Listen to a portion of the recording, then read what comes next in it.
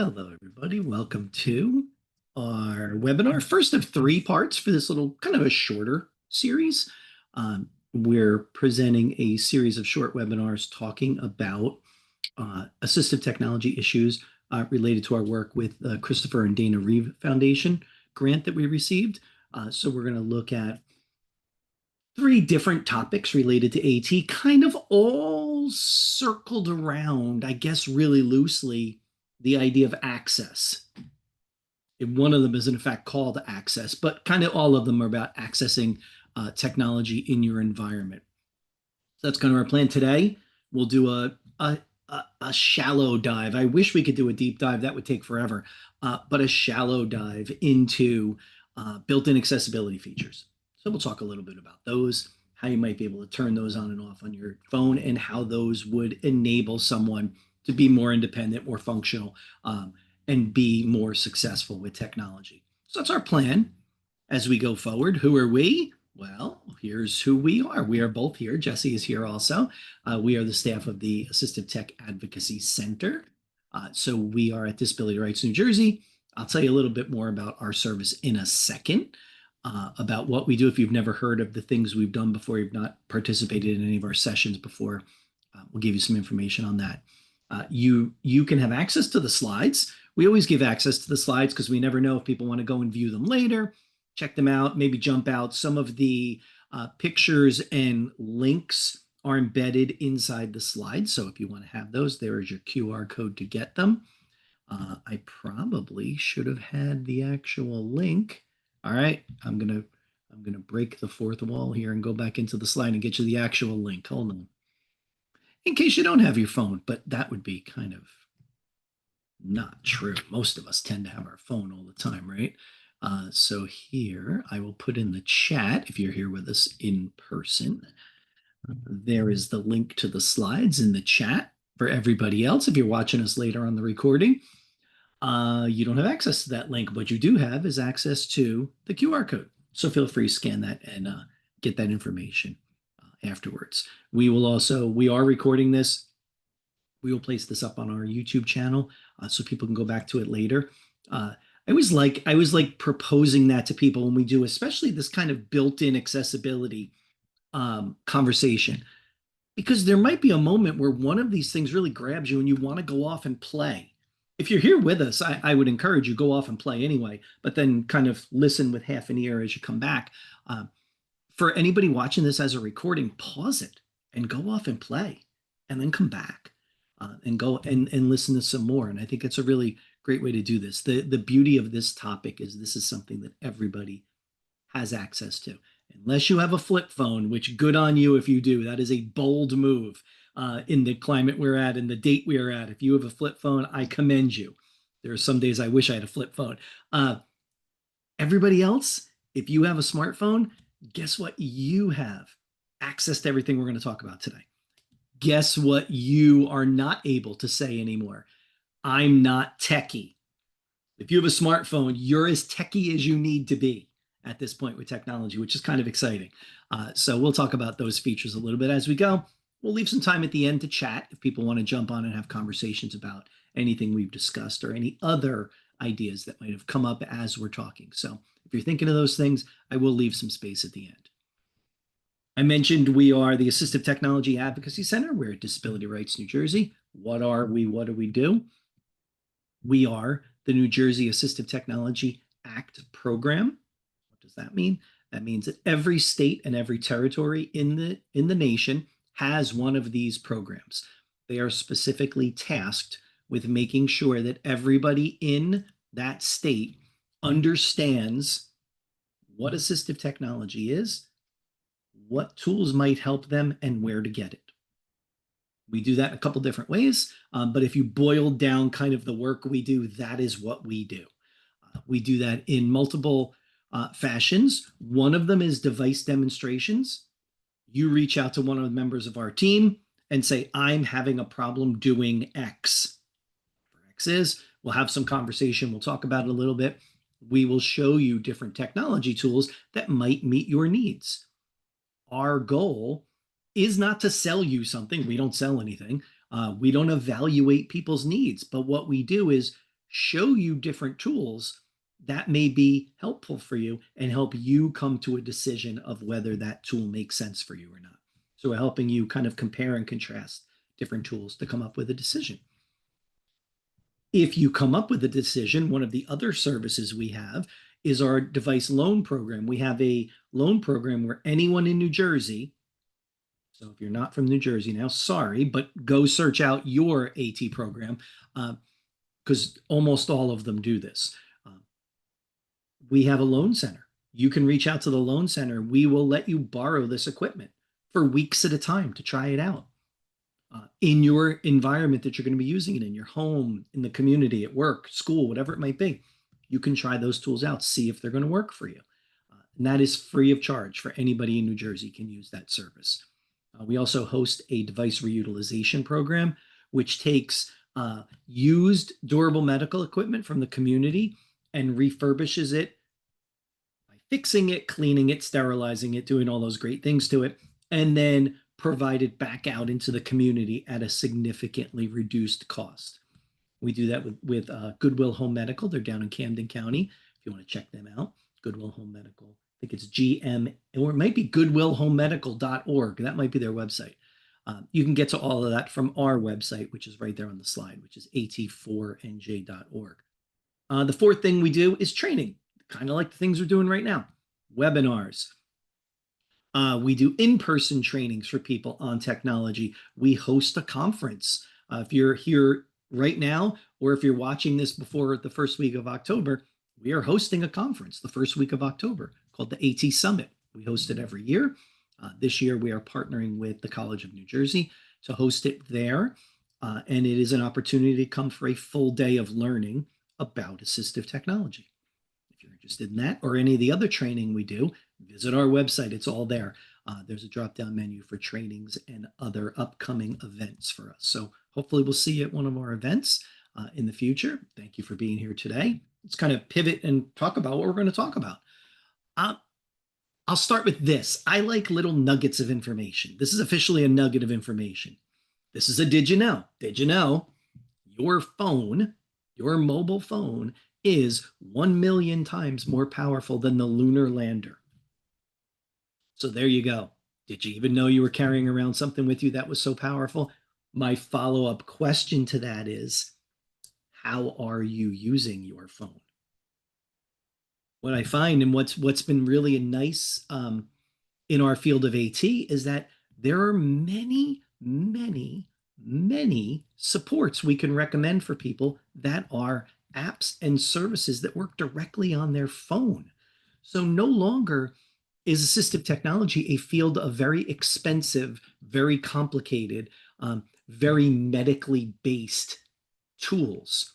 Instead, it is the thing you are carrying around with you all day long. It's about customizing and creating a tool that provides you what you need in order to be successful. And our phones can do that, especially with the built-in features of our phone, which many people don't even know or use. It's an untapped opportunity there to find a way to perform a lot of tasks. And so we'll spend some time digging into different features available on your iPhone. So we'll look at iOS features. We'll look at Android features. I have color-coded the slides going forward. So anything that talks about Apple products will be a blue slide background. Anything with Android is a green slide background. I'm going to try to compare the same kind of feature on the different platforms to give you kind of a sense of what you can expect depending on what kind of phone you have. I will give you one other caveat here before we start. One other moment of kind of thinking about things. With your iPhone and iPad, you will have, as long as your device is able to continue to be updated, you will have all of the features I'm talking about. Now, where that changes is if suddenly you have an older phone model that's not able to accept updates anymore, an older iPad that's unable to accept updates. Some of these features might be not available on your device. Some of these features I'm going to show you are only available on certain devices. And that's because they need the processing power, the camera, all of those things. So we'll get some kind of little asterisks here as we go through, like, oh, this might only be available somewhere. But for the most part, if you have an Apple device that is updated to the most current iOS, you will have these features. If you're an Android person, you're all out there. I know it. I used to be an Android person and I switched to Apple. So I appreciate the Android people out there. Your experience is a little different. Android, because of the way they manage the operating system, you might have an Android phone that doesn't have any of these features. And that's because each manufacturer gets to choose the features they put in their phones. Samsung gets to choose, and any of the other, I just totally lost all the other Androids there. Samsung, Google, any of those manufacturers get to choose what they put in their operating system. So some of the features might not exist in your phone if you have an Android phone. I also point this out. This is really important because a lot of times when I'm working with individuals in the community, a lot of times adults too. I mean, this happens a lot with adults. I'm working with a lot of people who have a smartphone. It is an Android smartphone, and they are participating in kind of a pay-as-you-go smartphone plan. Like maybe they buy minutes at Target or Walmart or something like that. So they use the phone and then they purchase minutes and data to put on that, which is great. It gives more people access to smartphones, which is awesome. The flip side of that is the phones they use in those programs are not always the most powerful Android phones. So some of them might not have any of these features either. So what I'm saying to you is if you have an Android, one of the first things you want to do is go into your operating system, see what version of Android that phone is running, and then do a quick little search through settings and find the accessibility and see what's there, see what options are there. And unfortunately, you might not know that till you actually sit down with the phone. So if you're helping someone, you might need to physically sit with them and look at the phone or have them snap a screenshot of the phone when it's open to that so you can see what's in there. That's another way too. So just a little different thing we have to think about when we talk about the difference between Apple and Android. All right, let's talk about a few. We'll talk about a couple different features here. Like I said, we have limited time today. I don't think you all want to sit with me for hours and hours. However, I could talk about this for hours and hours if I had to, because this is a great topic for me. I love this topic. I feel like this is the people always say that phrase low hanging fruit. Because we all walk around with phones, this is the lowest hanging fruit. So let's use what we have. So we'll highlight it with these kind of spotlight slides that talk about the feature we're talking about. Then we'll look what that looks like in each of the programs, in each of the tools, whether it's iPhones or Android. The first one I always start with, because it provides a lot of help for people with different kinds of needs. You'll also notice I'm not going to say this is a feature for someone with a visual impairment. This is a feature for someone with a learning disability. I'm not going to say that. I'm just going to tell you the feature and what it does. And if that is something that the person you're here learning more about needs, well, then great. It doesn't matter what the disability is what is my need as a person from this technology. The first one is text to speech. There is text on the screen.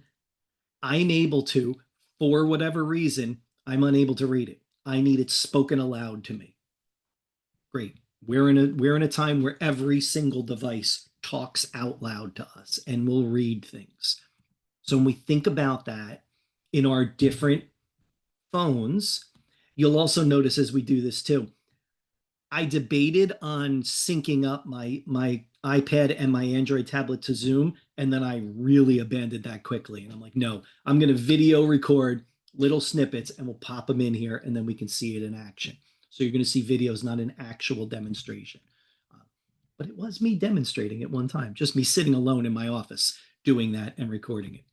So when we think about our iPhones, so we're in a blue slide talking about our iPhones or our iPads. The first thing we have is this idea of getting to and accessing spoken content. So if you're going to search in your settings, you want to look for spoken content in the accessibility dropdown. You have two choices. You have the ability to speak selection and speak screen. The difference, here's speak selection.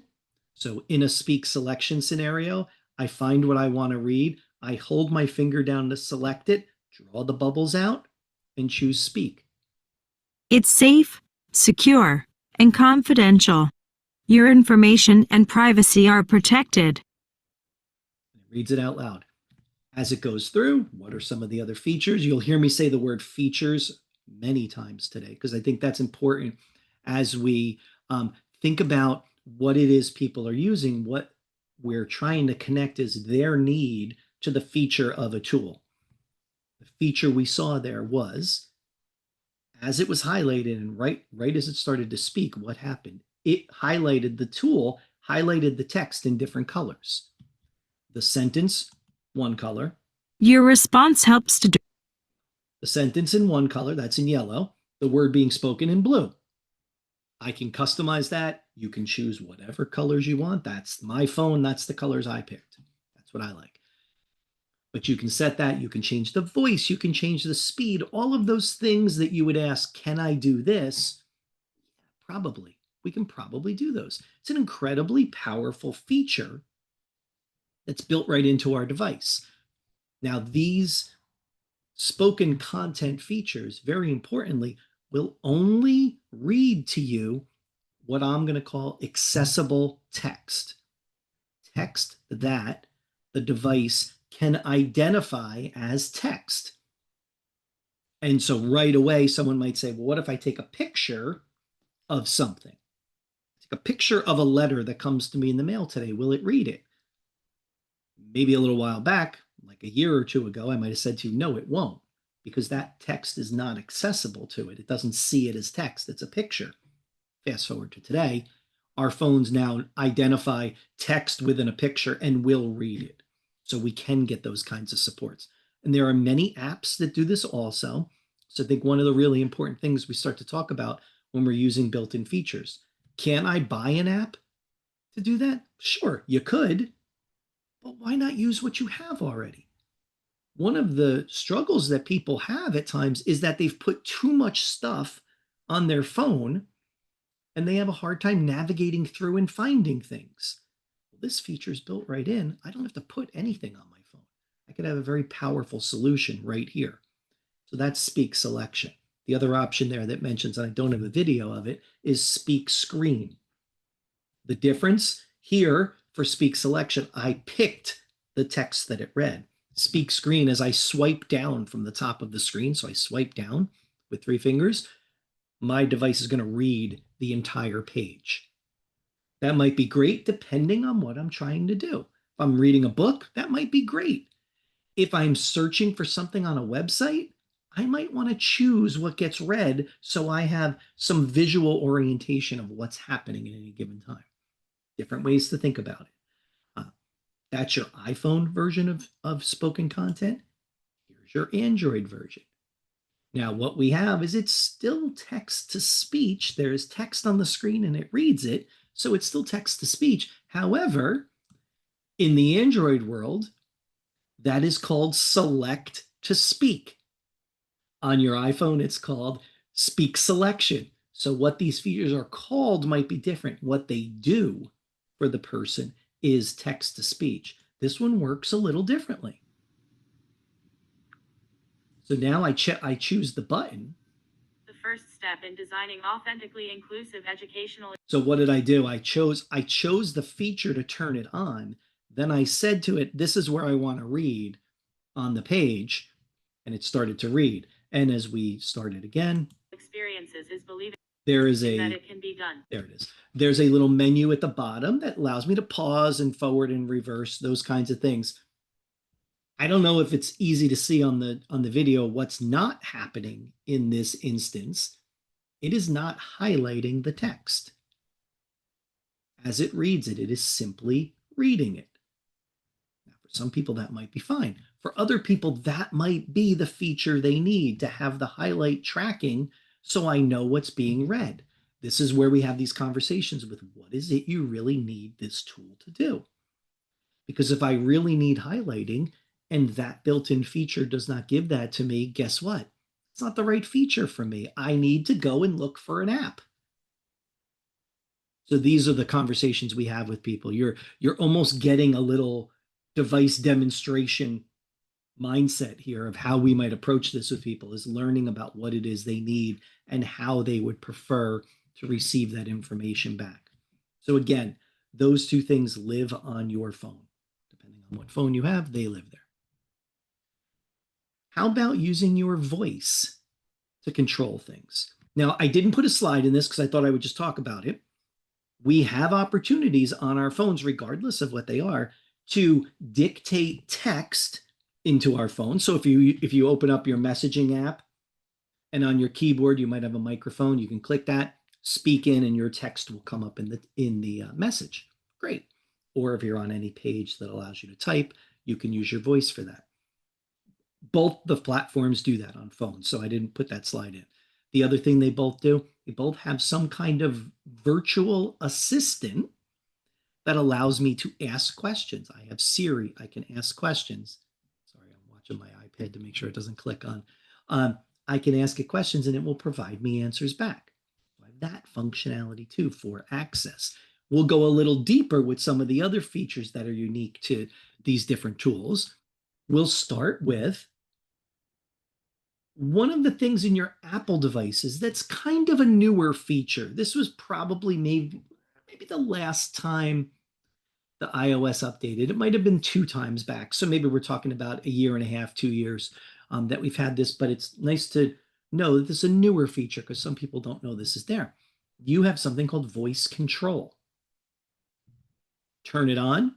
Your microphone is always listening and waiting for you to give it guidance on what to do on your device. So if I'm not able to tap an icon on the screen, I can ask my device, open Google Chrome, open messages, new message, and then I can start dictating that message. So it allows me control and command over apps, over functions, over the things on my device I need to do. So I call that system level control with my voice.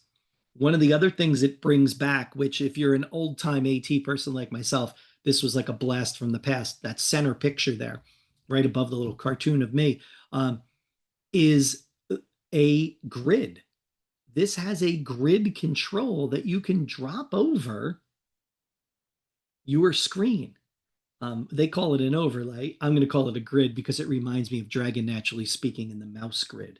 That's what it is. So what does the grid give me?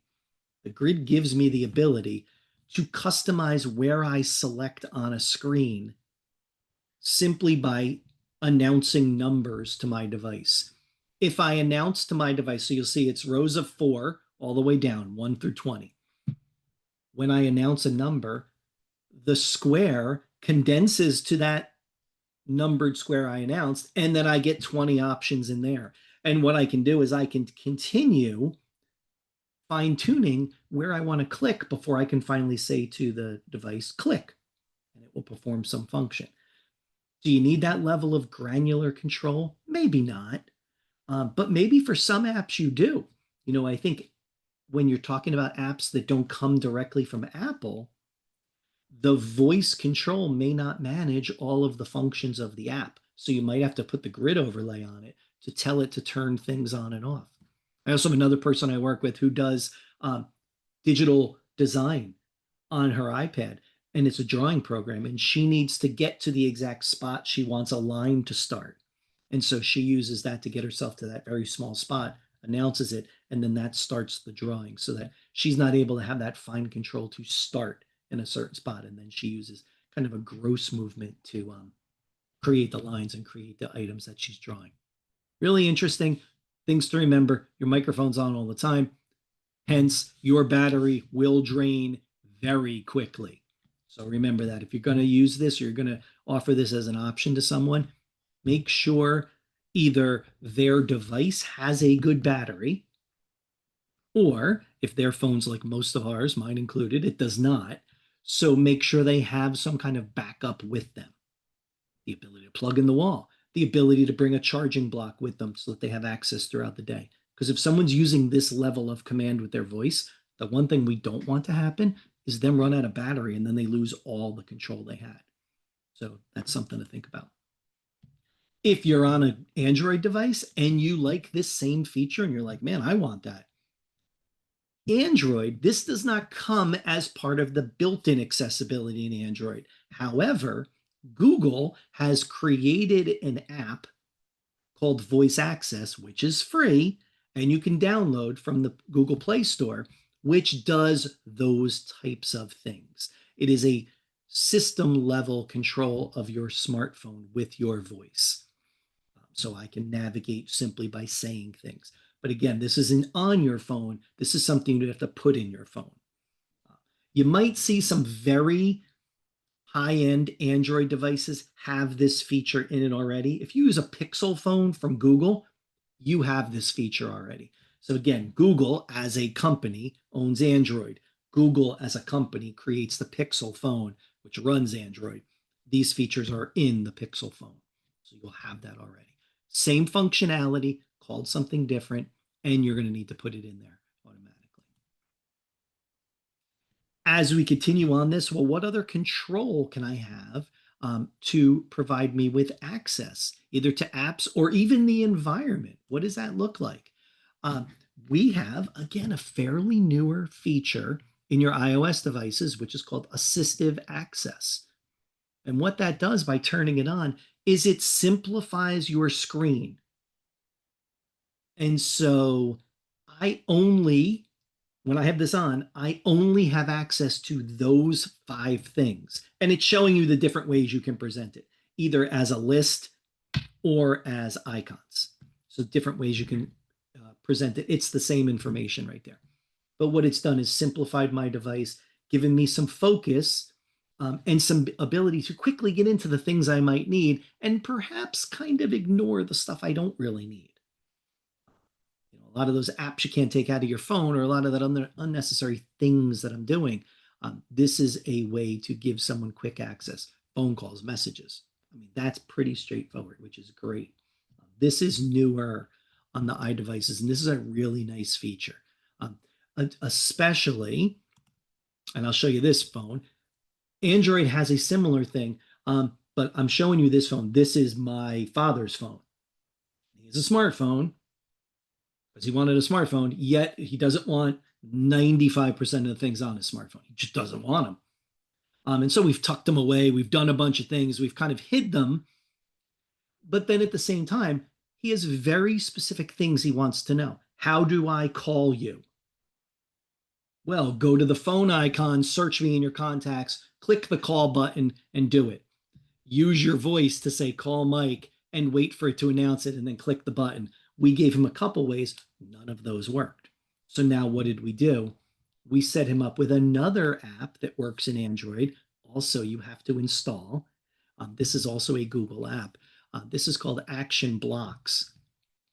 And what it allows you to do is customize your screen and put these blocks on the screen that do some function. Maybe they call someone, maybe they text someone. We can also set up action blocks to control things in the environment. Lights in the TV. We can launch different apps on our phone from action blocks. We can also set up a screen of blocks that will act like augmented communication. They will speak aloud for someone. So if someone needs some support to have their device speaking for them, we now have that functionality where they can do that through this free Action Blocks app. Really, really cool. For the longest time, this was always the thing I said to people, like, man, if you have an Android, you have to get this. This feature is great. And I would often say, I would always say to people, if you have an Apple phone, unfortunately, you can't use it. It's only an Android app. And now in Android, in Apple, we have assistive access, which starts to get us there a little bit. What I can't do is customize a lot of that. Whereas action blocks, I'm telling it, make a block, call it this, put this picture there, and then give you some support. And so really a nice feature. Action blocks might be my favorite app in the Android architecture, all the Android apps. It's great. I love it. So cool. So if you have an Android device, definitely download that. What else are we seeing? Get ready, everybody. It's coming. You're about to get eye gaze on your phone. If you have a newer iPhone or iPad, this is the one with a lot of system requirements.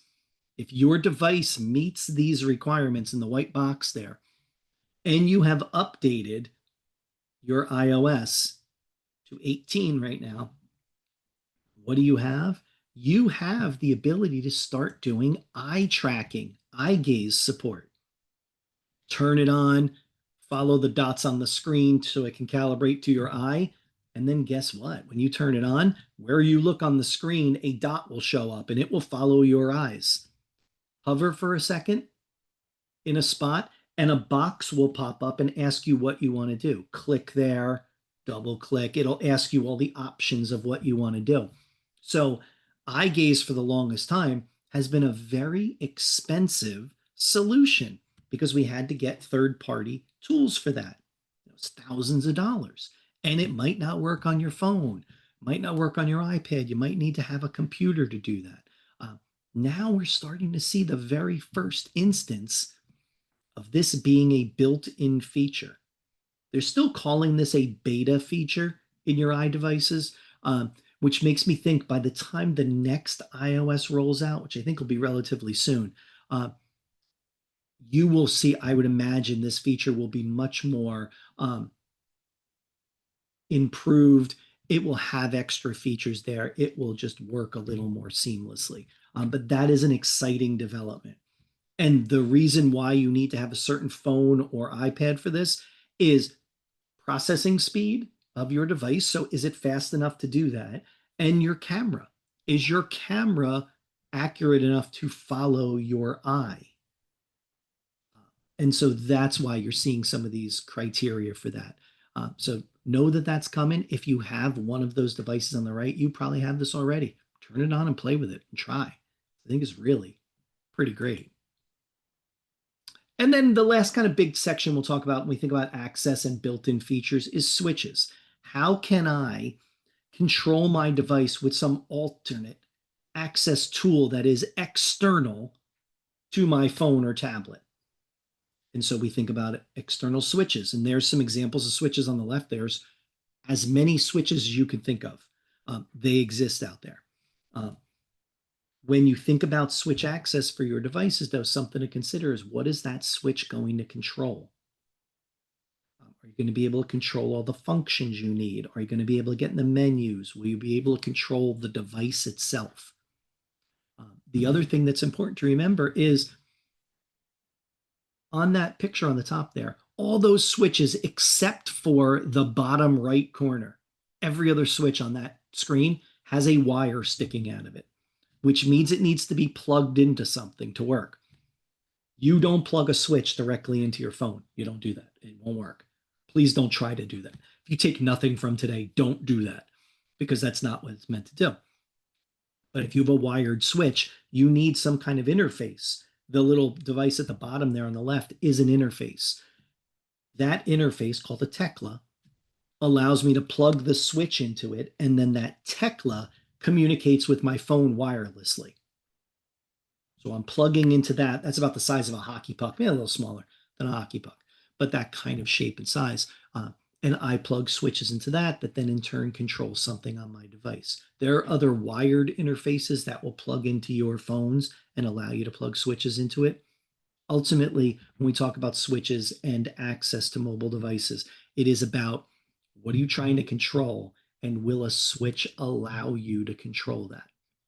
On a Apple device, you have a lot of features. That's the technical term, a lot. There's a lot of options there. You can plug in, you can have multiple switches working. You can do scanning so it moves automatically through choices, and then I simply hit the switch to accept it. You can create something called a switch recipe, which allows you to take a string of actions you might do and combine it into a macro. Basically, with a one touch, your device will perform all those functions in a row. Like if you think about, you go to your email, you open the app, you go to the refresh to see if it's any new email. Maybe you want to go in there and hit new message and you want to get to the subject line so you can talk, whatever you might do. By performing a recipe, it will do those functions every time you click the button. So I don't have to do those multiple steps over and over again. That's a really powerful feature that exists on your Apple mobile devices for switches. Android switch access, if there's one feature set in the built-in accessibility that's a little hit or miss on Android devices, it's switch access. There's a part of me that thinks it's probably the easiest feature for them to leave out. Not every Android device has it. Your Android device has to run at least Android 5 and above to even be able to use switches. That doesn't mean it's in there. It just means that you would be able to. You might still have to install it somehow. So this is a little bit less universal with their devices. And the switch functions on an Android device are they are less than what you get on an iPhone. How about that? Your iPhone has many more options for switch access, for alternate access. But they are there. The options are there if you have one of those devices. All right, it's 36 minutes in, and we just shotgunned through a whole bunch of stuff. So my comment to you, if you're here with us, my comment is take a breath for a second. My comment to you, if you are watching this, is, okay, we saw some stuff. We saw some stuff. There's a bunch of other stuff. Hopefully, this at least piqued your interest to dig into your own device a little more. So every accessibility feature in your phone, I'm willing to make what borders on a guarantee right now. I feel like, that's me bordering, I feel like you could go to YouTube and find a video on just about every built-in feature, someone using it, how to set it up, and how it works. And so I think what my suggestion would be is take some time. Don't be afraid of your device. You're in charge. It's not in charge. You're in charge. Get into your settings for accessibility. Start scrolling through there and see what's there. As you click on the feature, each of the phones will give you a short little blurb that describes what it does. That sounds interesting to you? Turn it on and try. What I will caution you is, it's the same caution I give everyone when they start poking around here. Don't go into your accessibility settings and turn everything on. Just don't do that. A better way to do this for your own comfort and your phone's continue operation is to turn one feature on, explore it a little bit, turn it off, go to another one. As you start to be a little more comfortable with what you can expect your device to do when you turn these things on, right? So we start to see, oh, when I turn that on, I get it. It's doing these things. Okay. Once you understand that, then you can start to pair these features together because you'll start to understand whatever you are seeing, whatever you're experiencing, making the connection of what feature did that? Why is that happening right now? So you need to have that understanding of the features. So that's my only rationale of why I say don't turn them all on. If they're all on and your phone does something, you have no idea what caused that and how to turn it off because just everything's on. You're going to have to go back in and turn everything off and you didn't get anywhere. So think about as you go through. These are features every time your operating system updates from your manufacturer of your phone. New features show up. Extensions or improvements to each feature show up. What's always interesting to me is that we don't always read about those in articles about updates. I think for a lot of people, they're more interested in, oh, now my apps have rounded edges instead of square, right? So people are thinking that. They're not always thinking about the accessibility settings. So if you're going to start looking at this and searching, I would say go right to the two companies' websites. They both have an accessibility page. Apple does and Android does. It's the Google page, and then you find Android. But each of those companies has a page about accessibility. I would start there. and start digging around. The Apple page, very easy to follow, and there are some videos embedded there that show you how these features work. The Android page, really nice because it launches you off into other pages that kind of give you a how to do this, the step by step of how to use these features. So both of those companies do a really nice job of giving you more information. So there's plenty of information out there.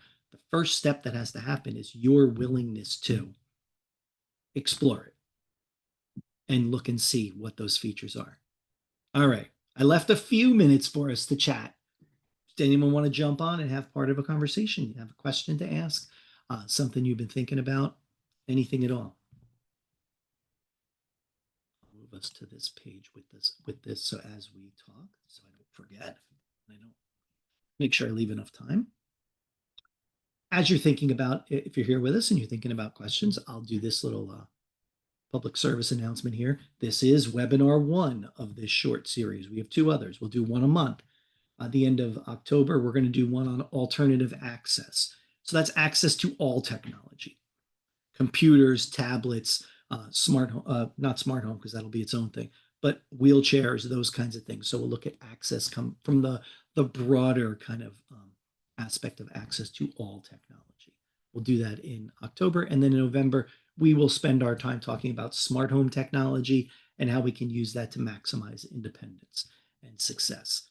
If you want to register, all of the links are under that QR code. If you're here with us, I will put that link in the chat too. That one I remembered. So you have that and you can sign up for those. When these recordings are finished, they will live on our YouTube channel. So if you go to YouTube and do a search for ATAC NJ, ATAC NJ, you will find our channel, which has everything we've ever done. We record everything and we throw it up there. So there's tons of stuff up there. So hopefully you'll find something there that's interesting to you. I don't see any questions coming through, so I'm going to say to everybody, thanks so much for your time today. I appreciate you being here in person. If you're watching this later, have fun. My final words to you is go off and explore. This stuff is there and it's great. So definitely check it out. And thanks very much for your time today. I'll talk to you soon.